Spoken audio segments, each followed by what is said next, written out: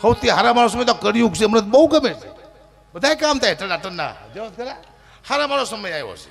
કૃષ્ણ ભગવાન કહે છે આ આવ્યું છે દુનિયામાં કોઈ તમને મજા નહીં આવે, મજા લેવી પડશે બાપુ, મજા કોઈથી આવે જ નહીં, તમે મજા લઈ લો ગમે ત્યાંથી. કૃષ્ણ ભગવાન કે મારું કર્મ મારે ખુદને ભોગવવાનું છે, તમે જે કર્મ કરશો એ ભોગવવું પડે ને ભોગવવું પડે સાહેબ.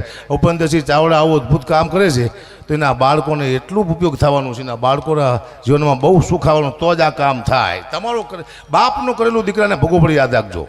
મારા બાપે જે કર્યું મારે ભોગવવું જ પડે, કંઈ ફેરફાર થતો નથી. બાપનું કરેલું દીકરાને ભોગવવું પડે ને ભોગવવું પડે.